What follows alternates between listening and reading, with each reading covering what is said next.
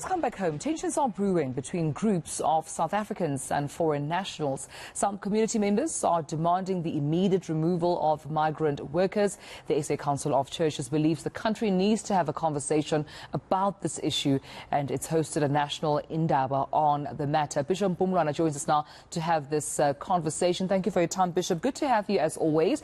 When you look at the events that have taken place quite recently, we've seen, of course, the likes of Operation Dudula in Soweto, but also other groups in the township of Alexandra, and I'm sure others spurring around Gauteng at least. What do you make of, the deep-rooted issues at the bottom of some of these concerns and incidents that we're seeing on the ground?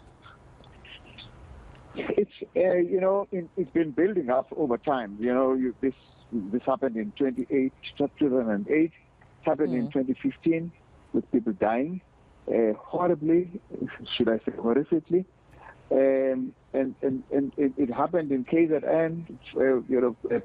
Non-South Africans were driven to a camp on a farm in between Durban and Pietermaritzburg. And so it's been brewing for some time, something that really society should have done something about, and we haven't. And it's sort of like leave it to see what happens. And so what the churches are saying, this affects our communities where we live and worship. And that's for saying, therefore, that all the issues that people have must be surfaced and managed in a structured way so that solutions are found that will be lasting. And that's really what the purpose of this initiative is. Let's talk about it, the National Indaba. This is where you aim to address, obviously, these challenges being faced by both South Africans and foreign nationals. What is of priority on the agenda here? Because you mentioned they date way back, as far back as 2008. There are so many issues tabled from, jobs, unemployment, crime. But what is of priority to the churches in terms of tackling these challenges and starting the conversation? It's a combination of things. Yeah. First of all, we recognize the serious frustrations of unemployed South Africans.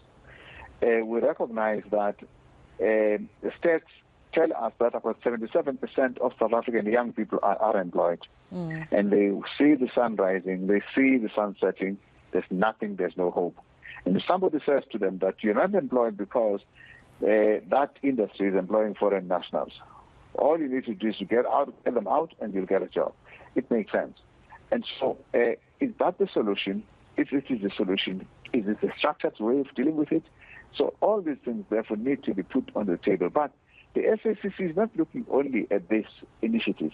It is also conducting a second initiative, what we call the Initiative for Economic Transformation, that really asks the question, what is it, almost on a Marshall Plan basis, that can and should be done to absorb as speedily as possible the poor South Africans who are excluded from the economy.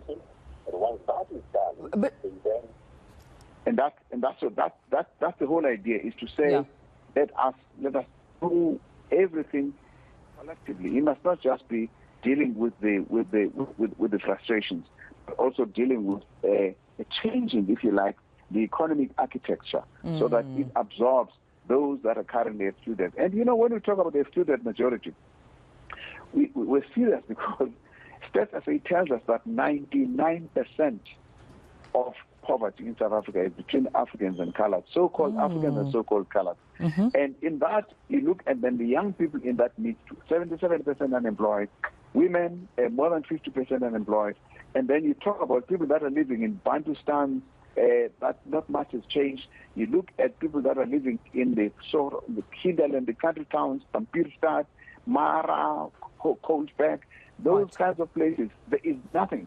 What do you expect is going to happen? Look at the farm communities.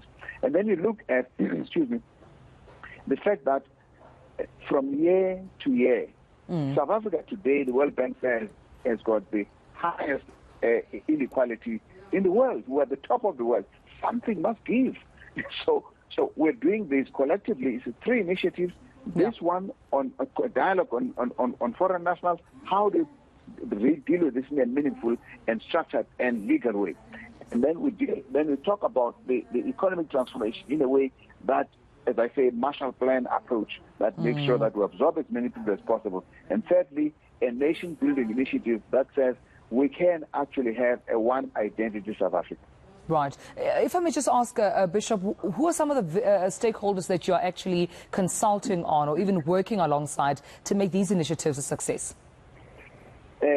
What we are doing, which is what the president of the SACC, who is the convener of this initiative, Archbishop Makgoba, did yesterday, was to invite South Africans of all walks of life, anywhere, wherever you are, to have an opinion on this matter, write to us. And the email is nationbuilding, small case, all nationbuilding, one word, at sacc.org.za. Tell us, by the way, we've already received some, even this morning, we've received some communication from people. We were saying, bring it on, bring all the communication. But here is my problem, here's what I think is the solution. Here is the problem, here's what I think is the solution.